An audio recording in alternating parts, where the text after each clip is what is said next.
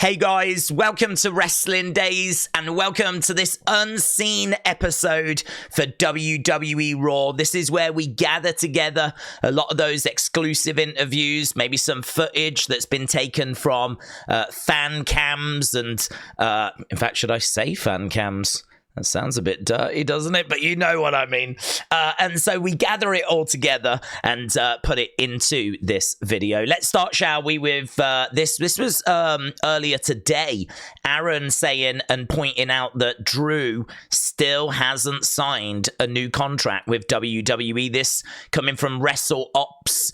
If a new deal isn't reached, then WrestleMania 40 could be the last we see of Drew in WWE. I'm sure that this is something WWE are going to sort out.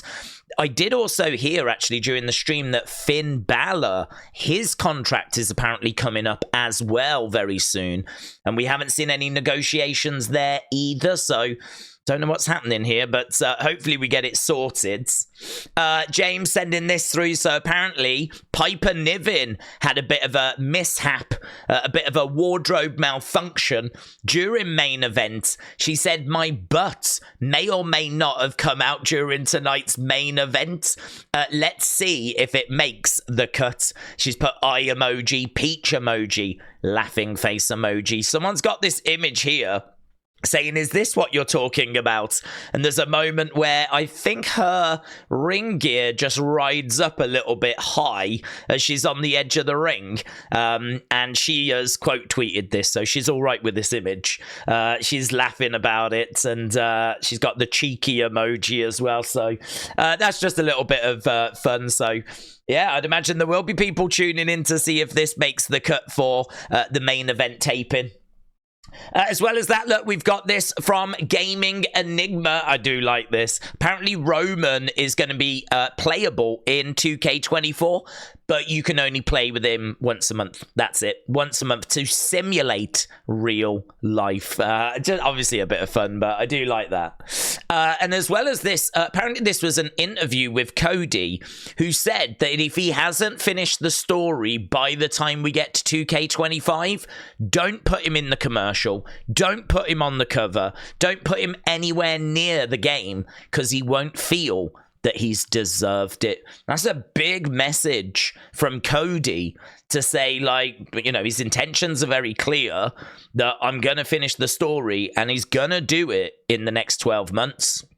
Otherwise, don't bother including him in the game. He won't feel like he deserves to be in the game. So, an interesting comment there. So, Gaming Enigma, shout out to you. Jim as well, sending this through. This was another bit of interesting news that's doing the rounds, and a big thank you to people that are tagging me in this. I get tagged in it quite a few times now, which is fantastic, because I could absolutely miss this, or someone might not tag me in it. So if you tagged me in it and you didn't get included in this, don't worry about it. I'm sure next time you will. But Jim was the first person I saw sending this over. So apparently Smackdown set for a change. Kevin Patrick is out. No replacement named yet. The reason I was given is that it just wasn't working out. And to be honest, I think if this is true, I don't know where this news has originated, but I'm seeing a lot of people picking up this story now. If that is true, I think it was quite clear that it wasn't working out. I don't think this will be the biggest shock in the world. Kevin Patrick on commentary, it didn't feel like a natural fit. Wish him all the best. Certainly don't feel any ill will towards him. But could someone like Vic Joseph come up from NXT, who I think is a much more comfortable lead announcer? Obviously, they had Michael Cole kind of sit with him for a bit, but it just wasn't working. And if this is true, then, you know, hopefully we can still use him somewhere, like as a backstage kind of interviewer or something. But yeah, I've got to admit, I didn't think it was a good fit either, to be honest. Well, here it is. This moment, definitely divided opinion. During our live stream, we asked the question what people thought about Seth keeping the title and not vacating it, and it was 50-50. People really are split as to whether he's doing the right thing or not. I think the big thing is it's happening. He's going to keep the belt. He said that he could be out for 3 to 4 months if he gets surgery, but he plans on not listening to doctors. He's going to take the world title into WrestleMania, so he is out of the picture. Even if he is not going to get the surgery, he is going to be out for quite a while. He could postpone the surgery until after WrestleMania. Maybe that means that he can just rehab it, and I don't know. I don't know if it will kind of fix itself. I don't know if not having surgery is an option. I don't know. This, to be honest, I'm struggling with this because I think he should have vacated it. If the doctors have said 3 to 4 months, I mean, you go and get it done. Go and get it sorted. I know missing WrestleMania is unfathomable, but we need a champion. We don't have Roman as it is. So him saying, I'm not going to listen to the doctors, I really want to be at WrestleMania, you can understand it. You can sympathize with it. But we could have put that belt in the Rumble. The Rumble this weekend could have been for that title. So I don't quite know what's happening here. We know he's going to keep the belt. We know he's going to try and go into WrestleMania as champion. Still doesn't quite feel like that's a guaranteed thing that's going to happen, though. And honestly, I don't know what his recovery is going to look like. But as of right now, I expect him to be at WrestleMania. And as we said, that is divided opinion. I do love this, though, from WWE Creative Humor. Not giving a damn about what doctors tell them is why we don't give our superstars health insurance. It is true. If they're not going to listen to the doctors, then do they deserve health insurance? So I thought that was a cheeky little comment from WWE Creative Humor. Sean Ross Sapp just pointing out that Ivy Nile's got a new finisher. It's a bulldog from the top. It's a really cool move, this. But there was something else that happened in this match, or during this match, that caught the attention. You can see this right here. This is the fan cam footage I was talking about earlier. Nikki Cross just in the entranceway, watching Ivy, watching Valhalla. USA Network spotted Nikki and asked the question, "You good? Are you good? Everything okay? You good?" And here you can see this fan zooming in. She was spotted during the show. You could sort of see Nikki in the background, but we never actually went back to her. So that is from Oko. What's Nikki Cross doing? Wow, again, another big segment. So when you left, you didn't pass the torch. You dropped it. You know who picked it up? I did. Everything you spoke about in the pipe bomb, I did. When you talked, I walked. What's actually ironic is that it makes me more CM Punk than you. And this was just moments after CM Punk had pointed out that his dad was an electrician, which makes him more of an American dream than Cody Rhodes. There were some really, really good segments in this promo. I think the overall promo segment itself was really good. Really enjoyed it. Captivating stuff. And, it just adds a little more weight, a bit more context. We've got a bit more of a glimpse into where their relationship is now. It was really, really good. Those two lines in particular really hit home for me. And you can see, look, them two face to face. And I love this from WWE Gareth. He's saying AEW fumbling on these two needs to be studied. And it is true. These two were both in AEW. They were both in AEW. This is a story they could have told on that show. They had both of these at one point. I don't know if they were both there at the exact same moment. I honestly don't know if Cody had gone. By the time Punk comes in, timeline-wise, I'm not sure on that. But, had they have kept Cody, had they have kept CM Punk, this could have been in AEW. So I agree. AEW fumbling with these two, that needs to be, we need documentaries on that. That needs to be studied. WWE Creative Humor again said, I'm more CM Punk than you, says Cody Rhodes. Well, what young buck did you hit, says Punk. I really do like WWE Creative Humor. This is the guy that does the innuendo podcast, you know, that one with Nick Houseman. And I've been following and keeping an eye on this account for years, so really do love the work that WWE Creative Humor does. And here's an image, actually. So, again, I don't know if this was them in the company at the same time. This is an image that Fightful put out. I'm guessing it means they were. I don't remember this image. This is apparently from a Dynamite, so it must have, I don't know, escaped my mind. But there's an image of the last time they were in a ring together. This is just from Gunther. Very simple stuff. This is one of those, I don't know if this was Raw Talk. Yeah, it was.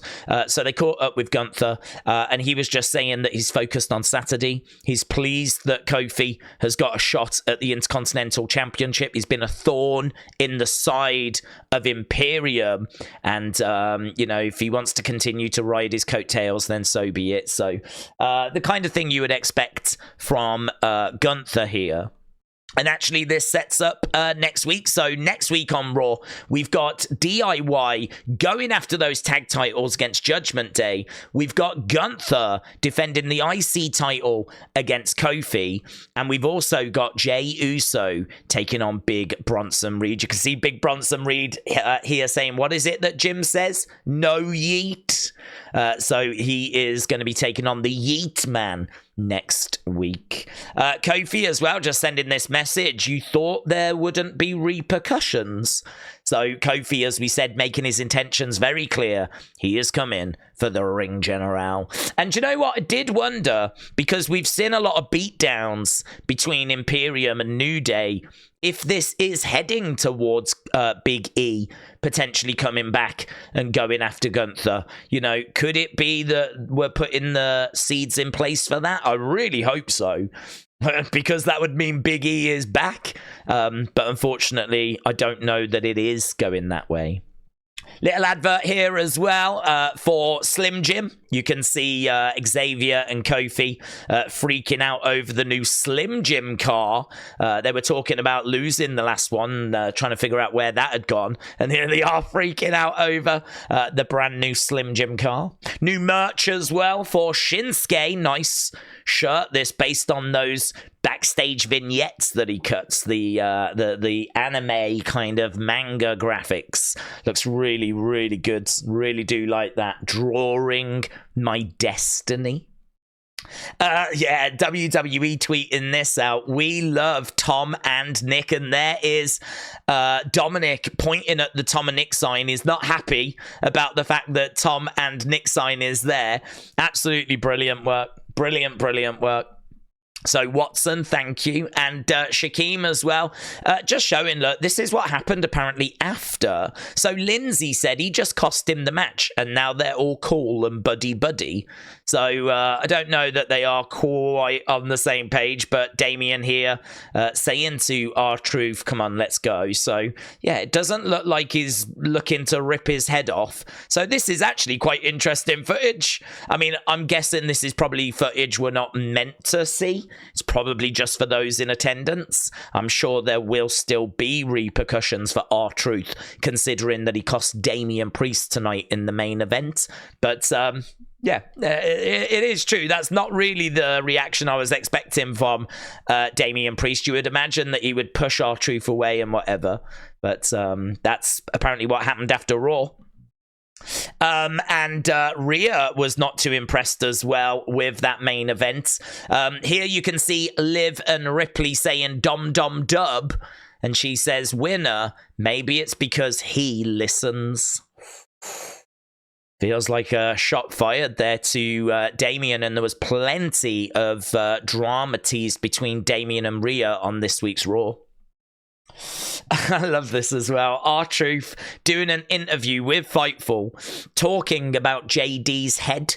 I mean, it could be used as a weapon. I think it could help him and it could hurt him, because if your head is too big, you can be top heavy. Know what I mean? But if he uses his head as a battering ram and is just butting everyone, that could be beneficial thing to you. So R-Truth talking about JD's big head.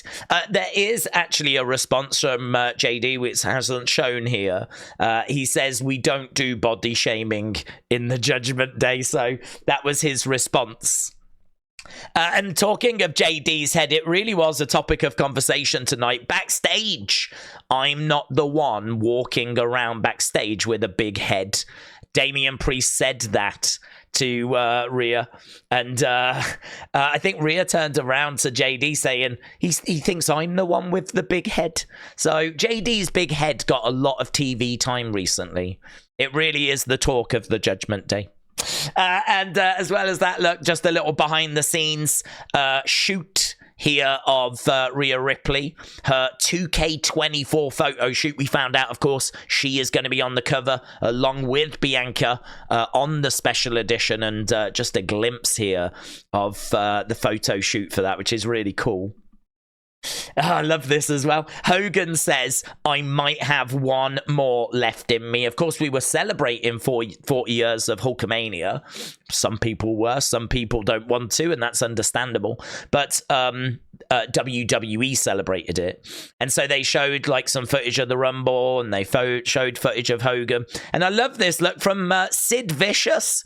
Sid Vicious here, also known as Psycho Sid, also known as Sid Justice, says WWE showing footage of Hogan screwing me at the Royal Rumble is making me want to dig up Jack Tunney and powerbomb him. That's harsh, isn't it? That's harsh. Although it is true. If you remember back to, I think it was Royal Rumble 92, when Hogan had been eliminated, and then he grabs Sid's hand and pulls him, and then that's when Ric Flair goes over and flips Sid over. So Hogan, a monster babyface, already eliminated, costing Sid a chance in that 1992 Royal Rumble. So I do love that. I do love that from Sid. A few more little bits here to round things off. This is Bianca and Montez on First We Feast. This is them trying out, I think the other person's favorite snacks. So that looks like a lot of fun. Obviously, you're going to see a lot of Bianca, a lot of Montez. They are coming out with their new show, Love and WWE. It's going to be on Hulu in early February, so there's going to be a lot of these two doing the rounds, and good. I really like them, and I think that'll be a very fun watch. So it's up now, I think, if you want to watch it. And then the final one, again, shout out to Watson, appreciate it, buds. Samantha Irvin did her Chelsea Green, did that introduction on Main Event. So this was doing the rounds. You can see it's been picked up by Fightful. Chelsea Green looks like that might be back, which I think will please quite a few people. And there we go. I think that was everything that was doing the rounds. A few interesting clips, things that happened after the show or during the show. Some funny reactions to moments. Lots of different bits and bobs in there. Let me know what you thought of this week's Raw down in the comments below. Really appreciate the support as always. And I'll see you again next time. Bye for now.